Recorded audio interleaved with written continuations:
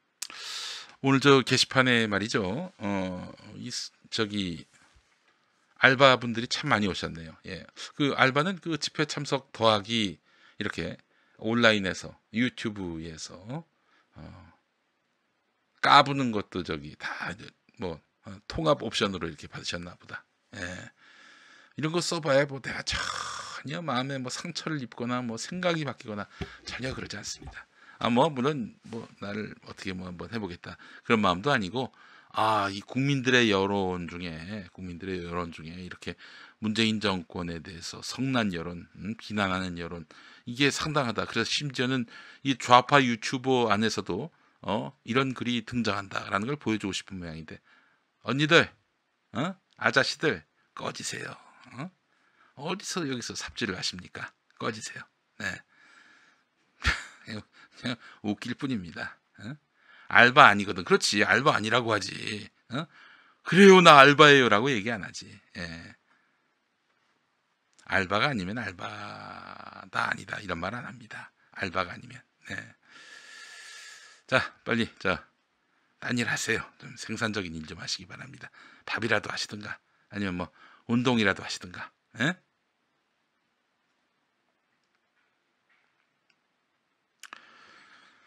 자, 다음.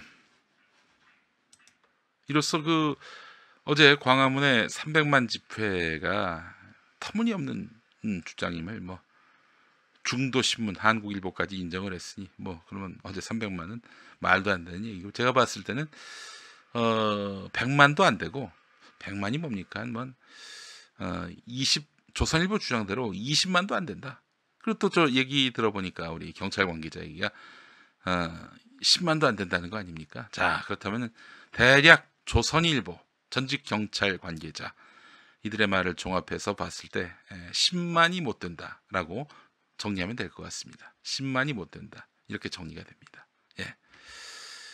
자, 10만이 못 된다. 5만 정도? 5만 정도 좀 쳐줍시다.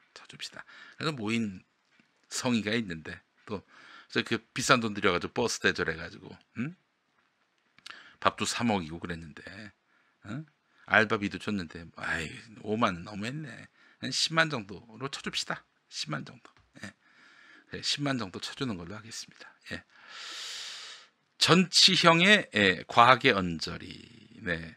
과학자인 전치형 씨의 한겨레 칼럼 보겠습니다. 5만이든 200만이든 5만 200만, 이 무슨 얘기냐. 서초동 지난주 집회 자유한국당은 5만 정도 모인 것이다. 그러나 집회 주최 측은 200만이라고 했는데 5만과 200만 사이 너무나 간극이 크지요. 관련해서 전치영 씨 칼럼 읽어보겠습니다. 집회에 나온 군중의 수는 흥미로운 대상이다. 과학적인 방법으로 측정해서 계산하고 싶은 숫자이면서도 진짜로 정확히 알아내기는 불가능한 대상이다. 아닙니다, 전치영 씨. 자유한국당 집회는 추산 가능합니다. 쉽게 가능해요. 왜냐? 연인원이 불필요하거든. 한 번 모였다 한 번 싹 빠지는 것이기 때문에 찾아보면 그 세심하게 세어보면은 나와요. 추론할 수 있습니다. 근데 이제 서초동 집회 같이 일찍 왔다 일찍 간 사람, 늦게 왔다 늦게 간 사람, 2시간 단위로 계속 사람이 로테이션이 된다는 그런 경험칙들까지 포함하면은 이게 진짜 서초동 집회는 총 인원을 세기가 쉽지 않아요. 사실. 읽어보겠습니다. 티켓을 끊고 들어가는 공연장의 청중과는 성격이 다르다. 공연장 청중은 일일이 세는 것이 가능하지만 집회 군중은 그렇지 않다. 주장하거나 추산할 수 있을 뿐이다.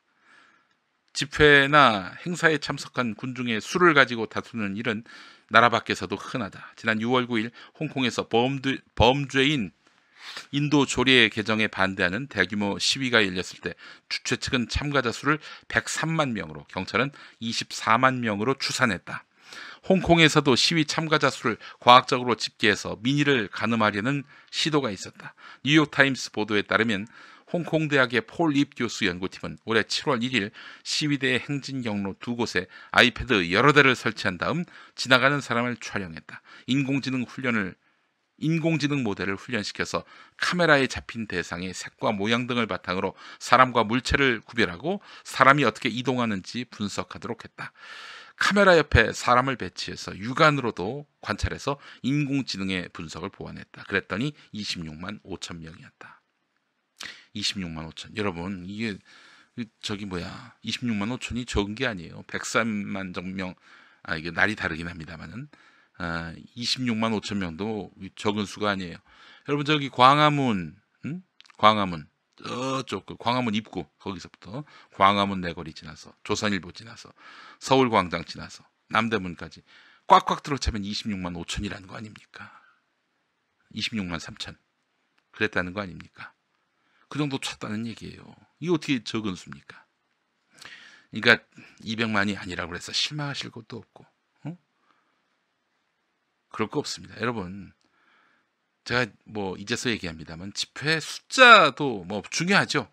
그 중요하지 않다고 얘기하는 게 아닙니다. 중요하지만은 제일 중요한 것은 이렇게 많은 사람들이 모였을 때 이 사람들이 자발적으로 모였느냐, 아니면 동원돼서 모였느냐, 이 차이예요. 어떤 분들이 아주 정확한 얘기를 쓰셨어요. 게시판에. 야, 자유한국당 다음 주에도 모이고 그 다음 주에도 한번 모여봐라. 그럼 인정해 줄게. 못 모이지, 절대 못 모이지. 지난 서초동 집회는 100% 자발적 집회입니다. 아마 내일도 그럴 것입니다. 또 그러해야 합니다. 절대 팔 끌어서 데리고 나오지 마세요. 예, 다 자발적인 마음으로 모인 사람만 해도 전 내일 뭐 100만은 훌쩍 넘는다고 봅니다. 예. 세는 사람과 조직을 신뢰할 수 없다면 군중의 수를 정확하게 낱낱이 세는 것은 오히려 위험할 수 있다. 이런 말을 하네요. 그럼 어떻게? AI의 도움도 구하지 말라는 거예요? 숫자 세는 것은 군중을 추적하고 통제하려는 욕망과 분리하기 어렵기 때문이다. 군중 수는 항상 정치적인 숫자고 군중 수 세기는, 군중 수를 세는 것은 본질적으로 정치적인 기술이다. 사람 수를 정확하게 세지 못해서 집회의 의미를 파악하기 어려운 것은 아니다. 3년 사이에 4배에서 40배로 늘어난 군중 추산값 차이가 보여주는 것은 사람 수를 세는 과학적 기법의 부재가 아니라 시민의 목소리를 모아내는 정치적 역량의 부재다. 예. 마무리가 좀 애매합니다만은 이 부분도 한번 생각해 볼 필요가 있어요. 사람 수를 정확하게 세보자. 이런 유혹은 과연 정당한가? 근데 지금 여론이 너무나 들끓고 있는 데 반해서 언론은 이를 개무시하고 그동안 아예 존재하지 않는 여론인 양 매도해 왔었어요. 그런 상황이었어요. 그러다 보니까 시민들은 우리가 열심히 모여서 검찰의 이런 무지막지한 수사, 또 검찰 권력의 남용, 이런 것들을 규탄하는 것이다 라고 보여주고 싶은 거예요. 그렇다면 사람 수를 정확하게 세는 것은 그 자체로도 굉장히 캠페인적 요소가 있는 거예요. 투쟁적 요소가 있는 거예요. 전 그래서 제안하고 싶습니다. 내일 주최 측은요, 사회자가 그냥 감으로 얘기하지 말고 사람 수를 차라리 얘기하지 않되 서울특별시 박원순 시장님 등에게 요청을 해서 정확하게 나중에라도, 당장 그 현장이 아니라 나중에라도 모인 사람 수를 정확하게 특정할 수 있었으면 좋겠어요. 그래서 누구도 거기에 대해서 반론을 제기할 수 없게. 2016년 촛불 당시에 시민단체들은요, 그 시민단체들이 뜻을 모아서 퇴진행동을 결성한 거 아닙니까? 거기는 정확하게 데이터 갖고 통신사, 서울시 협조 구해가지고 데이터를 냈습니다. 우리도 그렇게 데이터를 내가지고 정확한 데이터를 내가지고 그렇게 해서 언론들이, 또 정당, 자유한국당이 딴소리 못하게 그렇게 했으면 좋겠다는 생각이 듭니다. 저들보다 우리는 항상 정확하고 진실을 추구하고 정의를 추구한다는 거, 이걸 보여줄 필요가 있을 것 같아요. 전 그렇게 생각을 합니다. 예. 그러니까 눈으로 어림잡아서 뭐 100만이다 200만이다 그런 얘기는 안 했으면 좋겠습니다. 예. 저는 뭐 지난주에 뭐 그 자유한국당 주장대로 뭐 5만 모였다 이런 거 그렇게 보지 않아요. 전 100만 넘었다고 보는데, 제 이제 나름대로 추산을 해보자면 제 추산일 뿐이죠. 집회 주최 측은 그 한마디가 몇 명이 모였습니다, 이 한마디가 굉장한 정치적 의미를 담고 있다는 점, 여러 가지로 그 집회의 어떤 정당성마저도 담보하는 그런 정치적 의미가 담겨 있는 카운팅이라는 점을 감안하고 내일 집회 참가자 수에 대해서는 대단히 신중하게 밝혔으면 좋겠다는 생각이 듭니다. 예. 이 칼럼 하나 좀 소개를 해드릴까요? 경향신문 세상일기. 이거 쓴 사람이 박이 아니라 죄송합니다. 이제 이름을 잠시 남태현 미국 솔즈베리대 정치학과 교수의 문재인 정부의 정치적 부재인데 좀 불편하시더라도 한번 함께 읽어보죠. 2016년 대통령이 나라를 버린 지 오래됐음을 알게 됐습니다. 야당은 혼란과 분열을 극복하지 못한 채 헤맸죠. 그런 탓에 국민이 직접 나섰습니다. 이들이 광화문을 가득 메우고서야 국회, 법원, 정부가 움직였습니다. 이 사례는 민의의 무서움을 보여주었지만 대의 정치를 기본으로 하는 민주체제의 한계도 보여주었죠. 그렇죠. 독재 정권 같으면야 뭐 사실 정말 뭐랄까 국가를 뭐 일도 양단으로 운영할 수 있게 하겠지만은 대의 정치의 대의 정치가 훨씬 더 훌륭하죠. 민주공화국의 지배 체제로서. 그러나 그 대의 정치도 민주 체제의 한계를 보여줬다는 겁니다. 수백만 시민이 거리를 메워야 할 만큼 큰 한계였습니다. 2019년 또다시 대규모 시위가 일어났습니다. 2019년 또다시 대규모 시위가 일어났습니다. 9월 28일에 열린 검찰개혁 촛불문화제에 100만 명이 넘는 시민들이 반포대로와 인도를 가득 메웠죠. 조국 법무부 장관에 대한 검찰 수사가 결정적인 방아쇠 역할을 했습니다. 과도한 검찰 수사로 정치인을 잃은 아픔이 있는 이들은 더욱 민감하게 반응했을 겁니다. 그래도 검찰은 정부기관일 뿐입니다. 일개 정부기관을 다스리는데 100만 명이 넘는 시민이 거리를 메워야 한다면 대통령의 정치력을 의심해 봐야 하지 않을까요? 이 양반도 굉장히 답답해서 쓴 것 같습니다. 검찰은 행정부 외청입니다. 행정부 외청이에요. 노무현 대통령 탄핵 당시에는 그래도 삼권 분립 국가에서 입법부가 지금 행정부 권력을 탄핵하려 한 거 아닙니까? 시민들이 분개했습니다. 당시에. 이건 정말 당연히 촛불을 들어야 될 사안인데 그 검찰은 일개 행정기관인데 행정부의 일개 기관일 뿐인데 이런 행정부를 제대로 다스리지 못해서 시민들까지 이렇게 나서서 힘을 모아줘야 되는가. 이건 대통령의 정치력이 매우 부재한 것 아니냐. 이런 지적을 제기하는 칼럼입니다. 이뿐 아니라 정부 여당과 자유한국당 간의 대립은 몇 년째 계속되고 있는데 박근혜 지지 세력의 목소리도 잦아들지 않고 있죠. 다른 한편에서는 노동계와의 관계도 나아질 기미가 보이지 않습니다. 기대했던 정치력을 보여주지 못하는 사이 세상은 빨리 돌아가고 있습니다. 이런 내용의 칼럼입니다.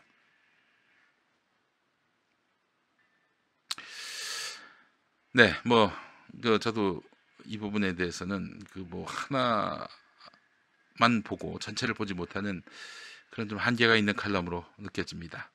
근데 이제 또 뒤집어 얘기하면은 대통령이 행정부의 일개 지체인, 일개 부분인 검찰에 대해서는 아주 가혹하게 다스려도 된다. 강도 높게 다스려도 된다. 물론 야당이나 수구 언론들이 지랄 발광을 하겠지만은 그러나 행정부 권력인 검찰이 지금 대통령에게 노골적으로 반기를 들고 저항하고 그렇다면 맞서 싸워야죠. 맞서 싸우는 게 아니죠. 제대로 응징을 해야죠. 그렇잖아요. 여러분 학교에서 어떤 학생이 난동을 피운단 말이에요. 그럼 선생님이 달려들어가지고 막 야단치고 그렇게 해서 불이익을 주고 그러면은 이게 선생님이 독재하는 겁니까? 아니죠. 학교의 질서를 위해 학교 공동체의 질서를 위해서 할 일을 하는 겁니다. 그래서 이제 이분 얘기는 이 교수님 얘기는 한마디로 얘기해서 대통령이 행정부 권력인 검찰에 대해서는 단호하게 그 쿠데타 의도가 발견되면 지체 없이 혼쭐을 내줘야 된다. 이런 차원의 이야기가 아니겠는가 하는 생각을 해보게 됩니다. 예. 권력을 휘두르시라. 그러라고 뽑은 것이다. 우리 디킴님 말씀하셨습니다. 그런 맥락입니다. 이게 어제 막 그냥 청와대에 진출하는 그 새끼들을 보면서 제가 느낀 게 뭐냐면은 대통령을 너무 이 친구들이 물러봤구나 하는 생각이 듭니다. 저는 많은 어떤 대통령 권력을 이렇게 과시할 필요 없고 시범 케이스로 한 놈만 제대로 조졌으면 좋겠다는 그런 생각이 듭니다. 시범 케이스로 한 놈만 제대로 조져가지고 이거 뭐 진짜 대통령께서 열받으면은 아주 끝장을 내는구나, 이런 것들을 좀 보이실 필요가 있겠다 하는 생각이 듭니다. 지금 다들 정말 대통령을 무시하고 그러니까 아무리 문재인 씹어도 뭐 전혀 뭐 문제가 없다. 그럼 나중에 문 대통령은 정말 마지막까지 국민들의 이런 말도 안 되는, 일부 국민들의 말도 안 되는 이런 저항에 대해서도 관용하고 포용했다. 그렇지만 정권의 밑둥이 흔들릴 수밖에 없는 거예요. 예? 시범 케이스로 한 놈만 제대로 보여줘서, 뭐 많은 사람 할 거 없이 한 놈만 보여줘서 국가 기강을 바로 세웠으면 좋겠다는 게 제 생각입니다. 여러분 생각은 어떠세요? 네.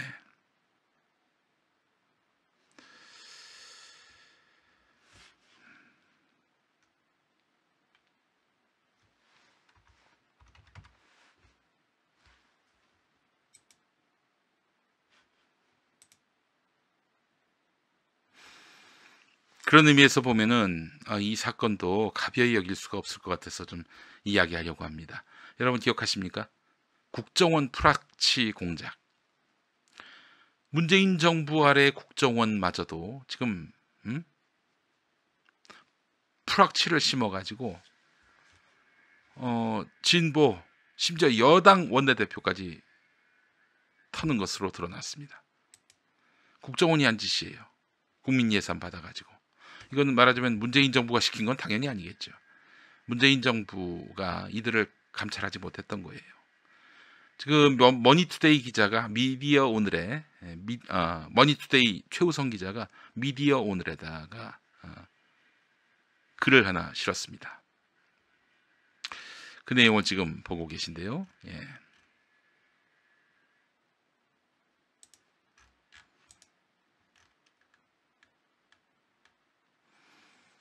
최우성 기자가 아니라 최우영 기자군요. 예. 내가 국정원 프락치였다라고 제보한 사람이 있었습니다. 양심의 가책을 느껴가지고 제보를 했어요. 제보자가 나를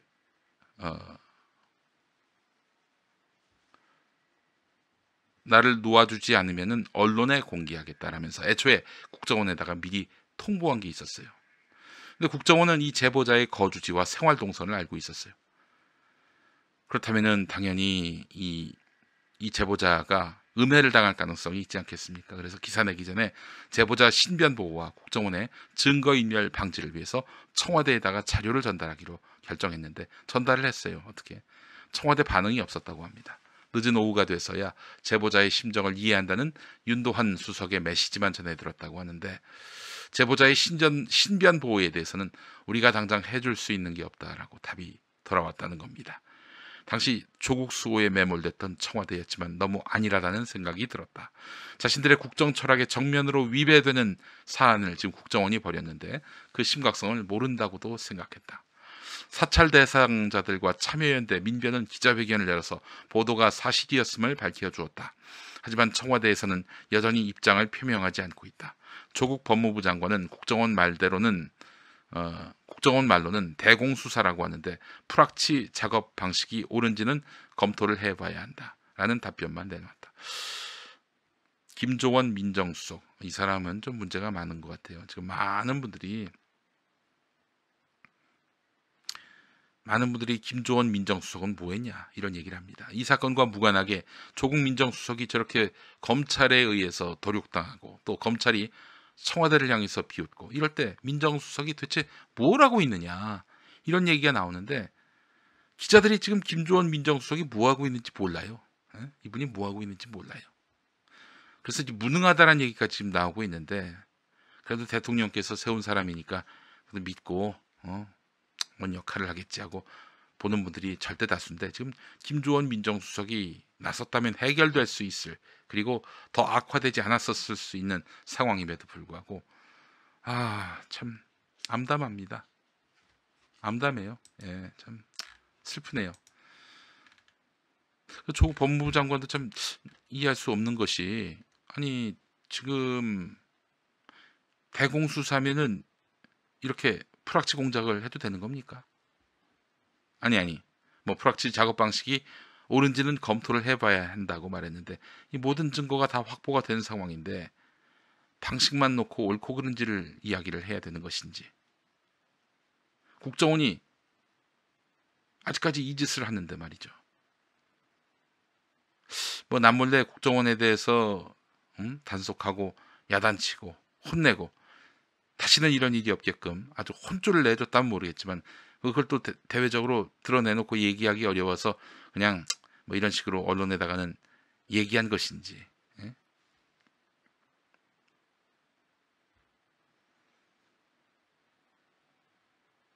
답답합니다. 여간 민정수석은 좀 교체할 필요가 있을 것 같아요. 이분 뭐 하는 건지 모르겠어요. 응? 그분이 또 전임 근무지 인천국제공항이죠. 거기서도 굉장히 어처구니 없는 행보를 많이 벌였다는 지적을 지금 받고 있는 상황인데 말이죠. 네, 국정원 프락치 공작, 청와대는 진짜 몰랐나, 미디어 오늘 기사도 함께 살펴봅니다. 국민들이 열심히 해보시라고, 소신껏 해보시라고 쥐어준 권력이라면은 정말 열심히 한번 행사하시길 바란다, 이런 마음을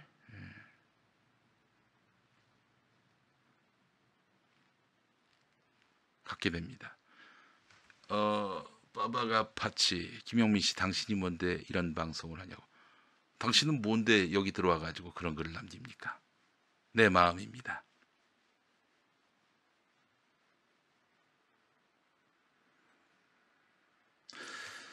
국정원 개혁이 사실 검찰 개혁 못지않게 매우 중요하죠. 그렇죠. 그놈들이 진짜 나쁜 짓 많이 했으니까요. 선거 개입까지 해가지고 문재인 후보 떨어뜨리고 박근혜 당선시켜가지고 이 나라를 이 꼴로 만든 주역 아닙니까? 또 온갖 적폐와 악습에 또 이 민주주의를 후퇴시킨 원흉 아닙니까? 읍새도 모자를 파네.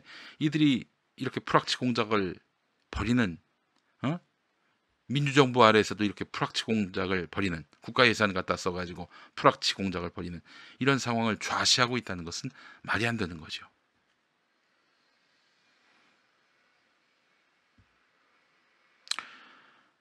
네, 이거 저 확실하게 단속하고요. 책임을 물어야 마땅합니다. 자, 100만이냐? 자, 지금 300만이냐? 저희가 봤을 때는 20만이 채 안 되는 한 10만 정도에 그치는 광화문 보수단체 집회인데요.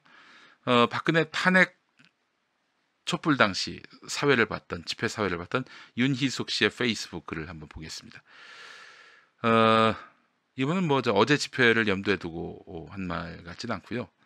진짜 100만 명이 넘어서고부터는 숫자를 세는 게 의미 없다. 진짜 100만이 넘어간다면은 그다음부터는 숫자를 세는 게 의미 없다는 거예요. 어제 100만 터무니없습니다. 어제 100만은 넘지 않았고요. 또 모은 사람들 수 자체가 대부분 다 동원된 것이기 때문에 의미 없어요. 100만이 넘어도 의미가 없었습니다만은 자발적으로 100만이 넘어서부터는 숫자를 세는 게 의미 없다는 얘기입니다. 이분 얘기가. 그 전에 비해서 많이 모였다거나 최대로 모였다는 정도의 의미는 있을지 몰라도, 그러니까 전에 100만 모였어요. 이번에 150만 모였어요. 그 정도 되면은 지난번에 비해서 50만 더 모였다. 뭐 그런 정도의 의미가 있는지는 몰라도 100만이 넘어서면은 이것은 움직일 수 없는 민심이다. 민의를 대표하는 것이다. 이렇게 봐야 마땅하다고 이야기를 했어요. 150만이든 300만이든 규모가 형성되면 그 다음부터는 그게 얼마나 지속되느냐의 문제인데, 참고로 지난 박근혜 탄핵 촛불은 6개월 동안 최소 3만에서 최대 170만까지 참여한 집회를 23회 진행했다. 그러니까 너무 디테일한 숫자 논쟁으로 힘 빼지 말라는 말씀. 그리고 덧글. 다른 데는 모르겠고 박근혜 지지 세력들 포함해서 300만 명이 모였다던 광화문 집회 사진을 보니 최대 규모 촛불이었던 2016년 12월 3일 170만 명이 모였던 광화문과 비교된다. 당시 무대에 올라서 바라봤을 때 빈틈없이 사람들로 빼곡했던 광장이 떠오른다. 내 시선이 닿는 곳 끝까지 사람으로 가득 차서 난생 처음 사람과 하늘이 맞닿은 지평선을 보았던 감격적인 순간이었다. 남북은 물론 서대문과 종로 방향 도로에도 사람들이 가득 들어찼고 무대 뒤편인 청운동 효자동 도로에도 사람들이 들어찼었다는 사실을 참고로 알려드린다. 아마도 그때 안 나오셔서 모르시나 보다. 그러니까 지금 보인 게 그때 많이 모였을 때가 이제 170만이었다는 거죠. 그런데 300만이 모였다는 겁니다. 예, 뻥을 치고 있어. 어디서 그런 뻥을 치고 지랄이야. 네, 윤희숙 씨의 글을 통해서 어제 집회의 본질이 다 파악이 되네요.